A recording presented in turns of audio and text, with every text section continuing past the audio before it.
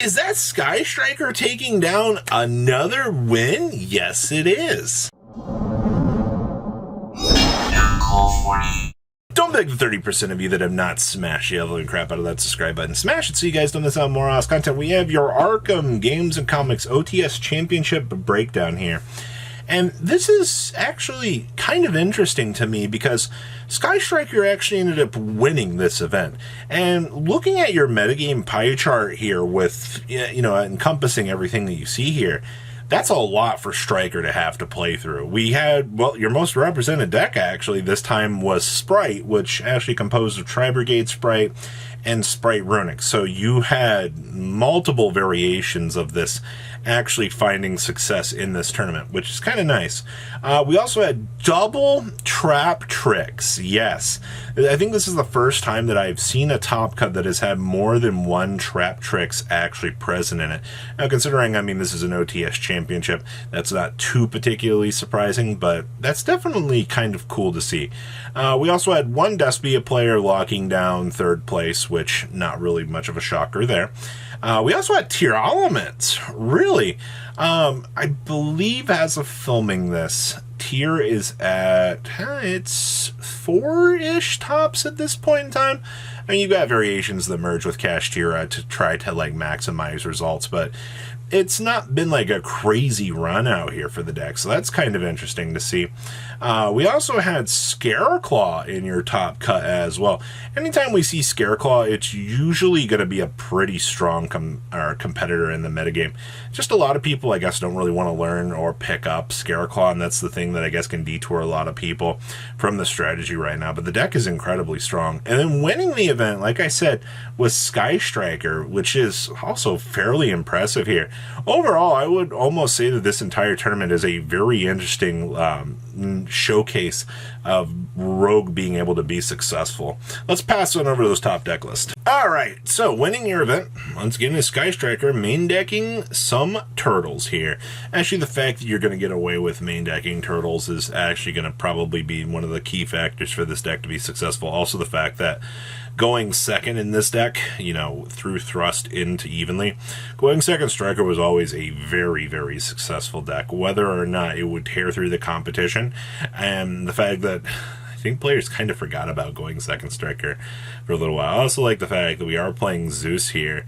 Really cute things out here when you can, move an opponent's monster over to your field via the Widow Anchor, and then you're like, oh yeah, by the way, in Exceed Monster Battle, drop your Zeus on top of it. Yeah, that's actually hilarious. Extra deck looks very, very standard here. We are playing the Donner, which I guess a few people might find a little bit weird, but we don't have Azalea yet, so makes perfect sense. But yeah, Sky Striker getting that big W. That's actually incredibly nice.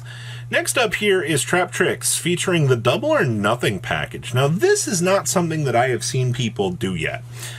You would figure for a deck that wants to be able to, acquire level 4 monsters, that being able to cheese OTK your opponent through Double or Nothing would be something that this deck would want to do. And that's actually something that looks like it actually worked out for this.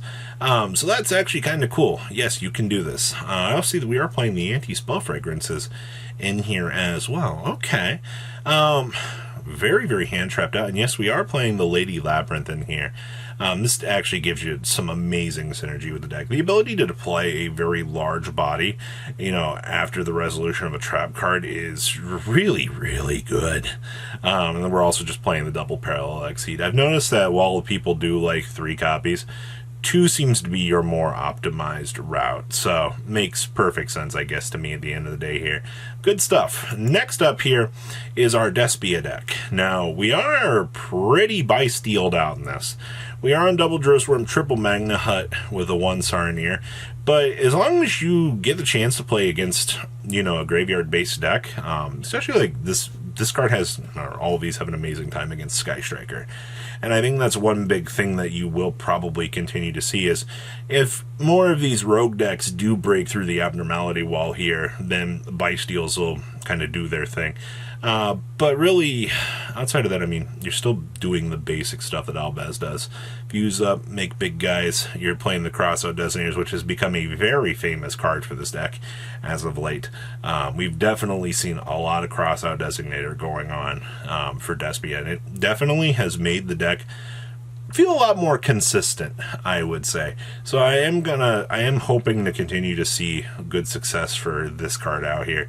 It's definitely driving some of the format. Next up here, we have our Tier Elements deck. Okay, so of course you're going to be playing the Cash Tier Elements. You're on triple Paralineo. Do keep in mind that we are not main decking Raceloth for this. As much as Raceloth does give this deck, you know, some additional options, it's not all that crazy. I also see that we are playing double Fenrir in here. Fenrir into this card is still pretty good. Also, the disruption you get from this is really good. Defensive options here, and then we're playing 1 Meta Noise, double Solic. Everything looks pretty normal here.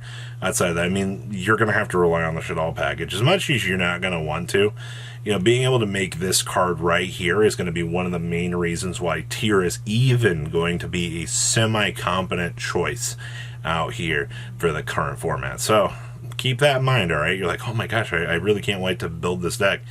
Yeah, you're going to have to rely on some really bad cards, aka good cards. All right, next up here is our secondary Trap Tricks deck. Now, while the first list was playing the double or nothing OTK cheese out here, this build looks like it has the chance to go second. Oh, this deck is very hand-trapped. I mean, you have Ashes and Nibiru's, and then you have the evenly matches for cleanup. I think one of the more disgusting things in the format here might actually be an evenly matched and then into a full Trap Tricks board.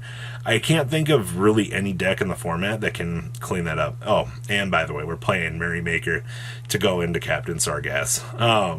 Just because it's a big attacker. Like, that's really what it is. That's actually hilarious. I see we're not even playing a Zeus down here, but the fact that you can just turn on a 2800 monster at will feels pretty good. So I like the options that this deck feels like it's trying to mess around with. Very, very, very interesting. Next up here, we actually have our Scareclaw Kashtira deck. Now, full disclaimer here, I mean, this card is incredibly amazing for this deck. Your Brave package is the thing that gives this deck its backing. And while the Brave package has not seen a lot of play this format, I will say that this deck being able to set up the Griffin Rider negate for the, you know, additional pressure / making sure that my field can actually resolve matters a lot. Also, I mean, you now have consistency through Raceloth. Like, this card actually incredibly helped this deck out. Outside of that, I like the Hatronades down here. It's actually kind of nice. This deck does kind of struggle with some very, very annoying back row sometimes. So seeing more and more options that this deck can kind of, you know, pick up and actually have work for it makes sense. I don't see anything particularly wrong with that. But honestly, the rest of this deck looks pretty solid in my opinion. Next up here is our Sprite Runic deck. Our dear friends, the draw cards. I love these guys. They're absolutely adorable. They're the reason why this deck got, you know, it's one of the main reasons why we didn't want to ever see Elf go, but it's okay. This deck still has amazing consistency through this. You have your board breakers here. You have some sort of defensive lines, and I mean, you have all the milling / you know, protection aspects that you could want, and then also, you know, you get to cheese out a double cross. Like, it's pretty good. Honestly, though, in terms of your gameplay, the plan has not changed for this deck. It's mass disruption / milling away opponents' resources while you're sitting there going, oh, bro, I got 3 cards in my hand. What are you going to do? Like, good luck, duelist. Like, that's so good. I see we're also citing the Kurikara down here as well, which is kind of nice. As long as you can bait through things, this will get the job done. And the last we have for you is regular Sprite Tri-Brigade. Yeah, we're maximizing on those Tri-Brigade numbers, all right. Our Sprite package is relatively small in here, which I think is fine. The big thing is, like, you gotta pack in a lot of stuff in this build. And I understand, well, like, yeah, the Sprite package is, like, good. You're still gonna be ending on, what is it? Probably Double Dragon Lords, the Bear Broom, with the set. Revolt, depending on the rest of the hand, but a lot of the generic stuff that you'll tend to see along the combo line, so I like what I'm seeing here. So what do you guys think about this breakdown? Please, leave a comment down below, tell me what you guys think, and I will see your beautiful faces back here later in the day, guys. Peace out. Patrons, thank you.